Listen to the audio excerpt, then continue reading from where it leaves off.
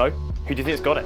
So the Google Pixel 8 and the Pixel 8 Pro that I have here have just dropped. Pixel phones are my favorite phone to actually compare to professional cameras, because in my opinion, these phones do more with computational photography than any other phones on the market, and that's the one place that cameras can't really compete. I'm going to show you two photos here, and instead of asking which you think is which, I'm actually going to ask you which you think is a better photo. We're also going to talk to one of my friends and award-winning photographer John Devo about smartphone photography and the Google Pixel 8 Pro specifically. So one of these shots was of course shot with the Google Pixel 8 Pro, and one of these shots was shot with my Sony a7 IV. Paired with a couple of lenses used throughout this video, the price tag comes to a whopping $5,000. So I'm sure some of you have absolutely guessed this by now, but the shot here is on the right is the Pixel 8 Pro. The shot on the left is the a7 IV. So obviously I asked you guys which photo you actually prefer, which you think is a better photograph, and I'm sure almost all of you here went for the shot on the left. The Pixel has kind of evened everything out, so the exposure is far more even overall. It's like underexposed the light in the top left and boosted the exposure on the backdrop, leaving everything far less contrasty, which in my opinion is a less professional look. You guys didn't think we were going that far without a quiz, did you? So of course, let me know how you get on down below in the comments. I'm going to show you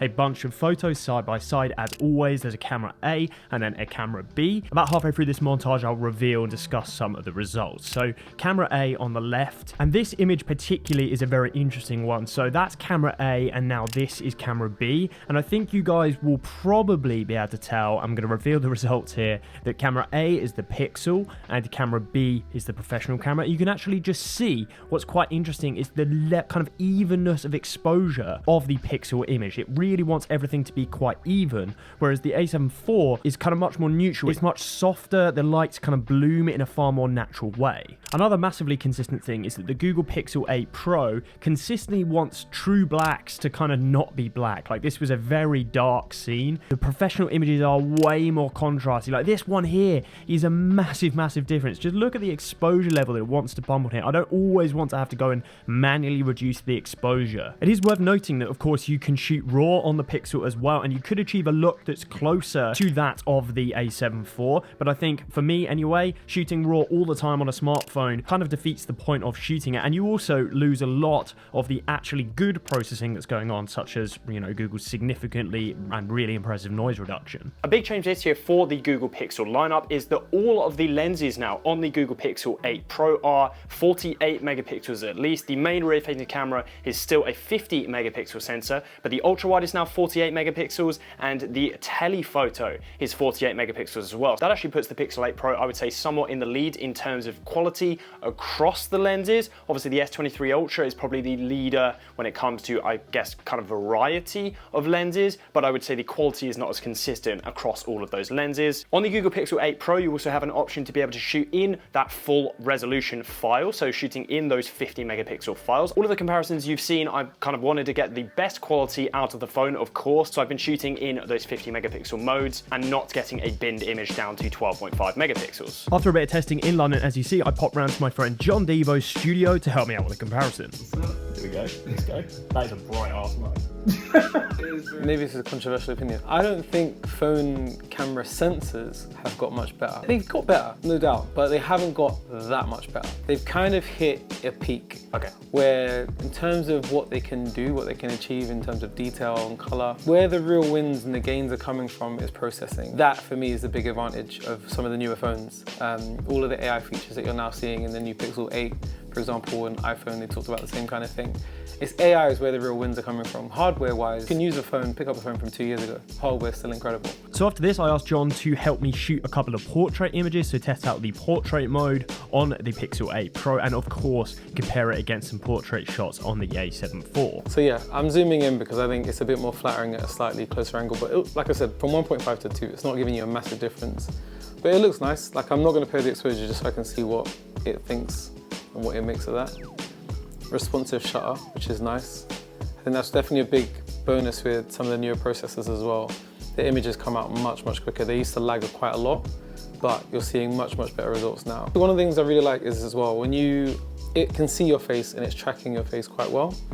So as you're moving around the screen, I've like tapped on a part of your face and it's just tracking that part. So if it's your eye, it's tracking your eye. Nice. And also when I tap your face, it's bringing the exposure down. So it's making it again a bit more flattering, a bit more contrasty. The detail is decent, actually. You've got good sharpening that's been done. I think it's been done in post, it looks like it. But the sharpening's good on this. The lines on your hat are a little bit clearer, better dynamic range without having to bring up the shadows on here. For people that just want good results, obviously phones are the way to go because you don't have to do much editing, that looks nice. But if you want a bit more data to play with, camera's gonna give you those results as well. What most people will do when they take a picture on their phone is they'll look at it on their phone. And even at a glance, on a much smaller, darker screen, versus 2000 nits on the Pixel 8 Pro, which is a really beautiful screen. Even at a glance with a smaller screen, you can see that the camera's taken a much more attractive image. I think the contrast that you're seeing on the professional camera is much more attractive.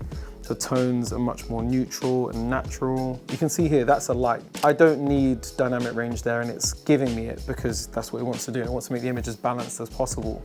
But in this particular scenario, I'm shooting on a black background with a portrait subject.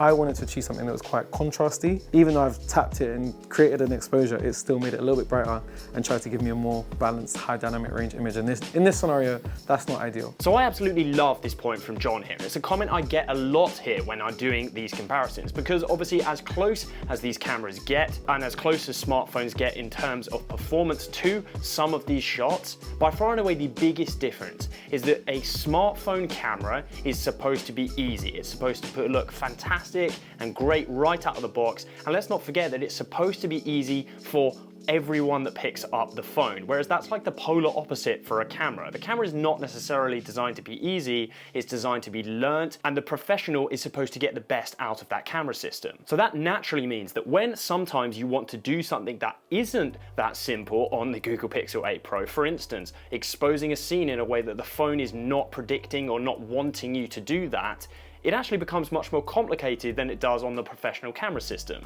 I didn't focus too much on the ultra wide in this video because in my experience, that's actually one of the lenses where the performance is closest because you're not kind of experiencing any lens compression or that type of thing. Of course though, I wanted to test out that beautiful 5x telephoto lens. Even though the telephoto is very good on the Pixel 8 Pro, the differences are definitely exemplified using a professional camera and comparing it against. So all of these stills, the first frame of each that you're seeing is the professional camera, and then the second frame is the Pixel. So quite a few low light images in here. You had to bear with me, it started to rain, so I didn't really have tons of options for telephoto shots. But it's interesting that the Pixel sometimes wants to smooth out all of the available noise in the frame, and that sometimes can really muddy the detail. I do personally think that the A7 IV is just significantly I can't even necessarily put my finger on it all of the time, but it just looks better.